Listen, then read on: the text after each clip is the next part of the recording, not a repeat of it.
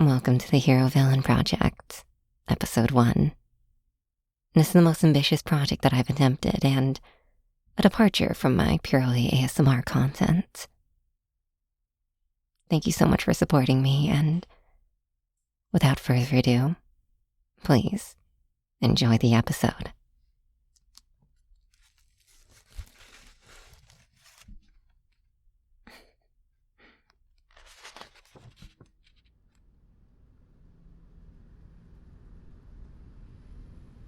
I woke up as normal today, rolling out of bed from underneath an arm and getting dressed in my usual attire for my day job as a hero. A skin-tight uniform, specially suited to my powers. It was mainly comprised of a warm and thick material with several layers of stretch Kevlar, paired with an outer coating of a windproof material, all patterned in the signature colors of the association: black and white, with accents of gold along the trim. You're probably thinking that there's no way that's comfortable. And I will admit, it did take some time to adjust. But it's just thick enough that I don't feel awkward when people look at me. Or maybe just that I've gotten used to it. Either way, the windproof coating is an absolute must for flying at high speeds. I don't care how hot it is out. Being cold while flying is worse. Trust me, I would know. Even the slightest shiver can send you tumbling. After a quick breakfast, I headed out the door. I can't remember what it was that I ate anymore, but I can hardly remember what I had for lunch, so you'd best forgive me. It didn't matter much, though. Today was just another one of those days where my only job was to reassure the city. And by that I mean my job was just to show face and make the association look good. You know, all the normal things that you would expect from a hero. Helping the elderly across the street? Check. Rescuing a cat from a tree? Yep. Stopping petty theft? Sure, I guess. I never really did the glamorous, high-stakes battles against supervillains that are televised. That's really the other hero's job. I'm only the face. And for me, even before becoming an actual hero, being a hero was just about being there. Being visible and making sure that people felt safe. And you know what? It's not that much different from what I wanted to do before I became a hero. Well, obviously not the stopping crime part, but I'm fine with that. I'm not really all that good at fighting anyways. I have no strength enhancement or really much of the way of offensive powers to speak of. But every hero needs a nemesis. So, I was assigned to a relatively minor supervillain. They'd probably get pretty mad if they knew I said that. I'm pretty sure it was mostly for publicity anyways, so it worked out just fine. Plus, I always get a bonus when I have to fight them, which is admittedly quite nice. I didn't fight my nemesis today, nor did I get any calls from my handler, Amanda. So, all in all, it was actually a very relaxing day. Until I got home, at least.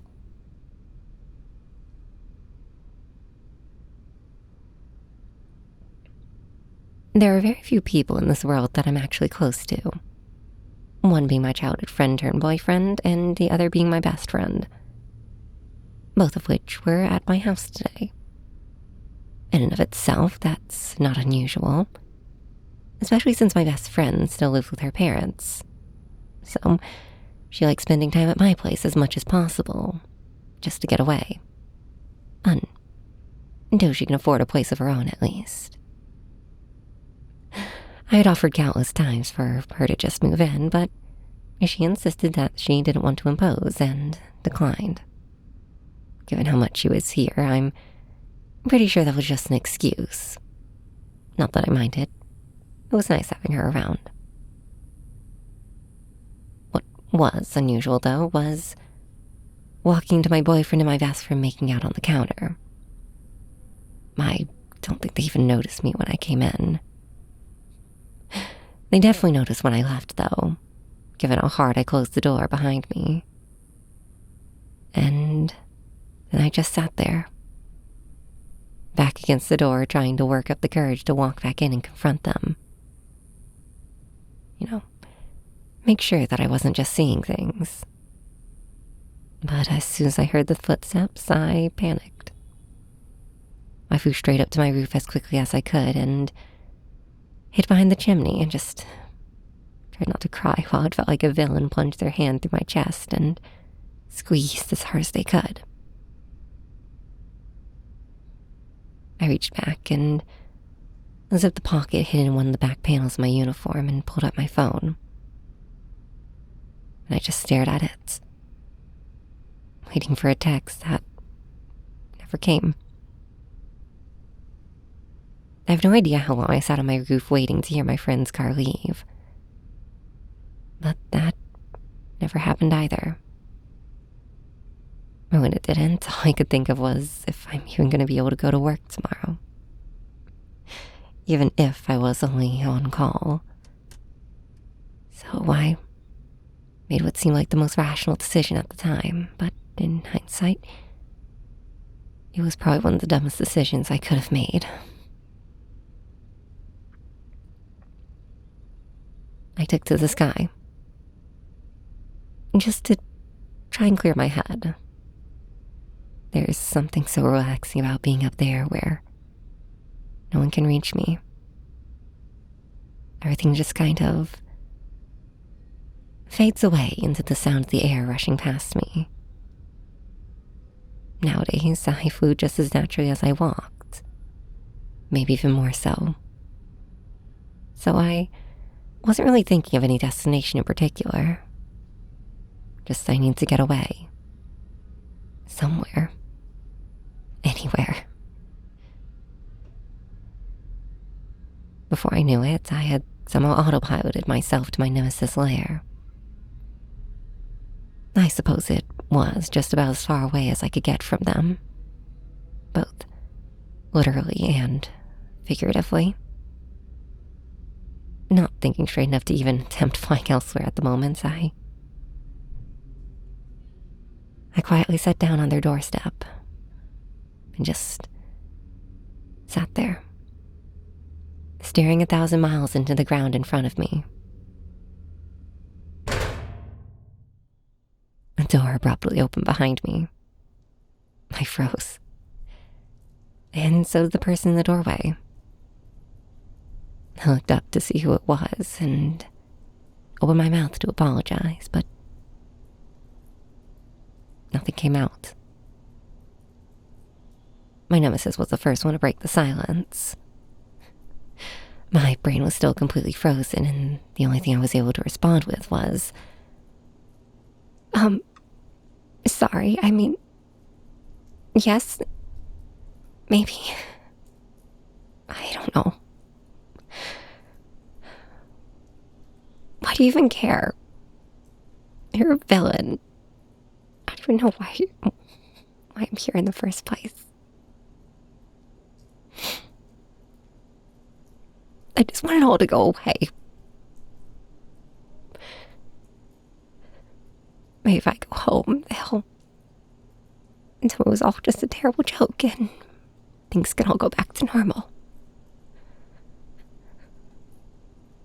I don't know. It feels like everything's just falling apart around me. I can't figure out what I did wrong.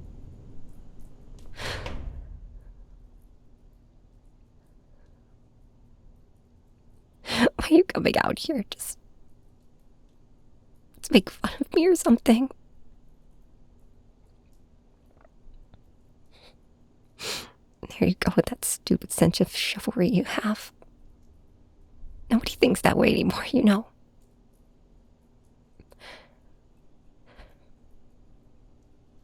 shut up. You can't even see my face right now.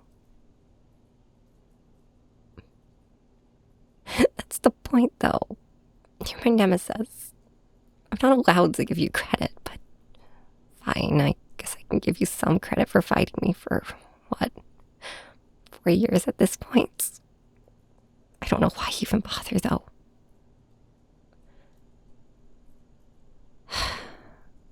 Because given your skill set, you could just easily slip right past me and skip all the fighting and whatever be the wiser. I just... what am I doing? Trying to reason with a villain. Nothing. Just questioning what I've been doing with my life, that things have come down to me sitting on my villain's porch and venting to them.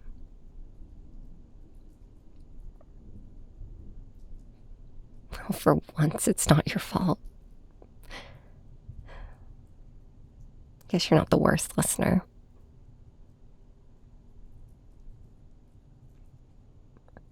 I don't know if you're going to use this against me or not, but I've already come this far. Even if I didn't mean to. I might as well trust in that stupid chivalry of yours, right? No, I really don't get it at all. Then again, nothing really makes sense to me right now, or honestly even seems real. Not even this conversation we're having right now, if you can even call it that. You're not the one I want to hear that from right now. I want to hear it from them.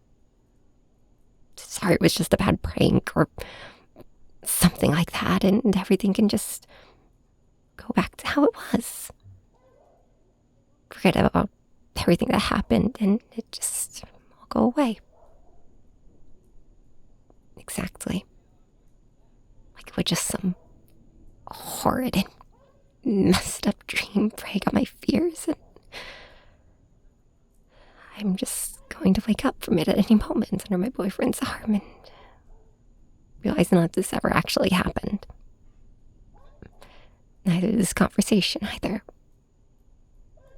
I won't have to worry about how my nemesis is going to see me after this, and how I'm even going to have the will to fight them after knowing what I just did and ranted and cried in front of them.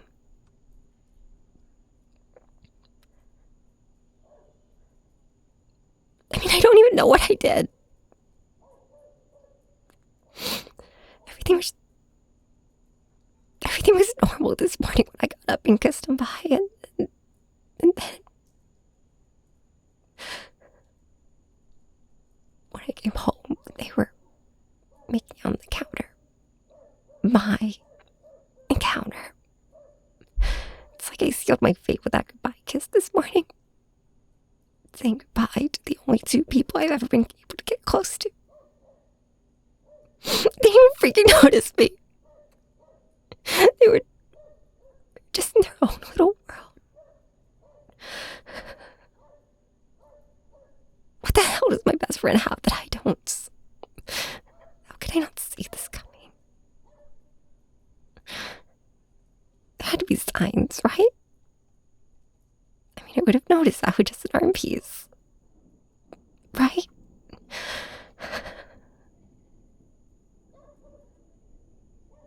It's the only thing I'm good for. Being a figurehead. A trophy. I was completely fine with being paraded around by the association, but that was for work.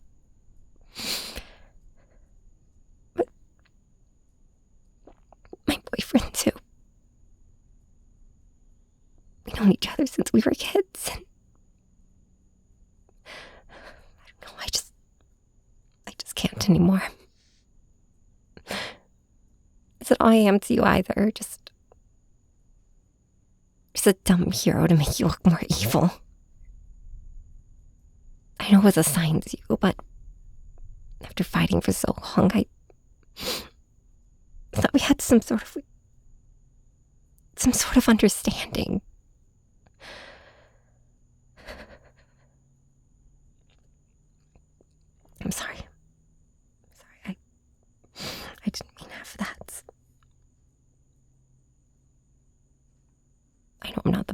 later. I mean, you practically let me win half the time, so... You know what? Fine. You're welcome. Just use me to make yourself look better. It's not like that's anything new, apparently. It seems to be the only thing I'm good at.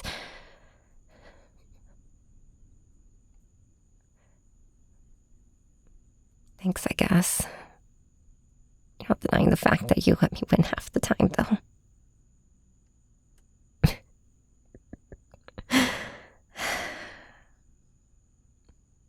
You have the weirdest way of comforting people. You have the weirdest way of comforting people. I don't know what I want to do next. But at least now I know you're the only one who's actually honest about using me. Both. It's both. And right now, I don't want to do anything. Especially not go home. While those two are still there. I'm still waiting for that message, you know. Oh, you know, the one saying it was all just a huge misunderstanding or a terrible joke gone wrong, and that I'm just being dumb and being paranoid, reading into things. I really hope it does better. No. No. If that message was going to come, I think I know it would have come already. And I wouldn't be sitting here venting to my nemesis like some idiot.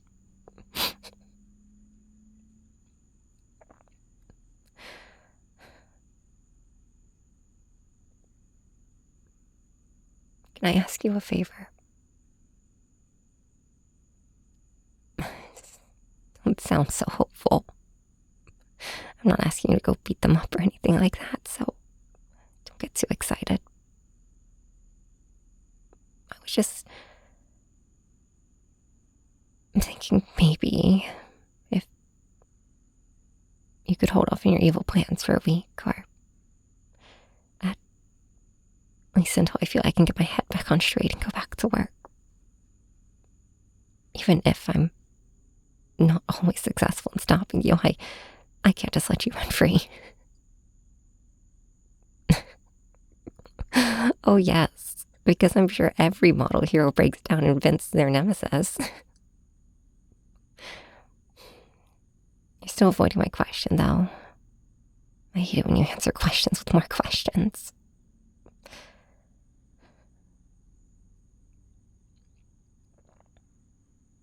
Thank you. Really. I promise I'll make it up to you. Yes. A favor. A favor for a favor. How does that sound? Not quite anything, but within reason, yes. However, it can't be anything evil or just letting you get away with your plans, okay? Okay, fine. I guess I'll trust that stupid chivalry of yours again. Seeing as you're the only one who's never broken a promise to me. I guess I at least have to give you that. But the favor needs to wait until I've gotten my head back on straight, okay? There's no way I can go back to work like this, much less carry out a favor for you.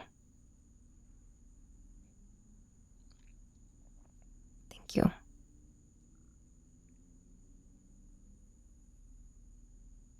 I really should probably get going, though. It's getting late. I'm sorry for just dumping all of that on you.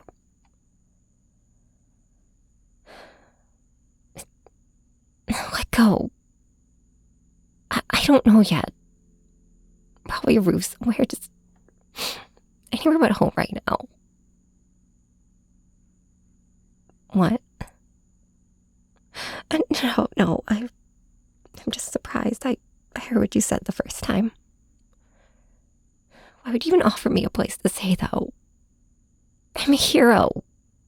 You're supposed to relish in my suffering, not help me. You're just trying to make fun of me again. I'm sorry. I know. I'm just really not thinking straight right now. Please, forget everything I just said. I'm just gonna go.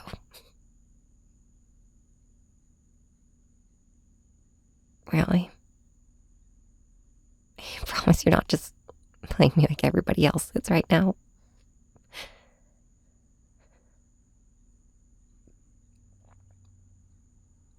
Okay. Fine. A safe space, I guess. I don't really have any better options right now, do I? Are you sure? Okay. I guess I'll accept your offer. It's not like I have any other choices currently. To be clear, this doesn't mean that I trust you, but the first time of you wanting to try something evil to me, I'm gonna run and you're never gonna be able to catch me. Okay? Oh, shush. You said it yourself. Right now, I'm not a hero at all. I'm just me. A girl who's so messed up that the most trustworthy person to her right now is her nemesis. Thanks, I guess. And you're welcome as well.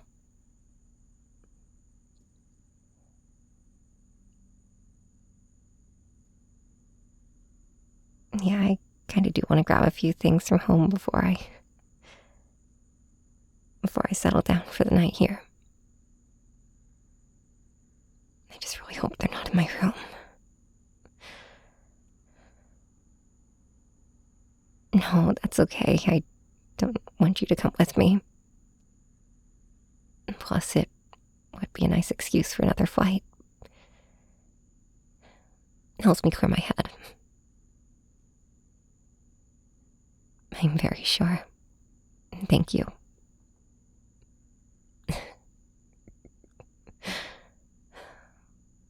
It's just so weird. You're supposed to be my nemesis, but right now you're the closest thing that I have to a friend. An understanding, huh? Well, obviously, yes, everything's wrong right now, but no, it's nothing. Don't push it. I'll see you in about an hour, okay? If I'm not back in an hour, I guess I was just overthinking for nothing. It's going to take a while to get used to the sight of you. I finished as I flew up into the sky. I think they yelled something after me, but I couldn't quite make out what it was. I think it was something about not punching them. But no guarantees. I had far too much on my mind anyways to try and figure out what they said as I flew away. As well as a whole new set of worries that crossed my mind, as I wondered what awaited me at home. I know I said flying helps me clear my head, but this was probably one of the most anxiety-inducing flights I had ever taken. Of course, excluding my first flight, if you could even call it that. It was more of a jump than a flight. I thought I was just going to plummet back to the earth when I suddenly shot up into the sky during the end of the world. But those are memories I'd rather forget.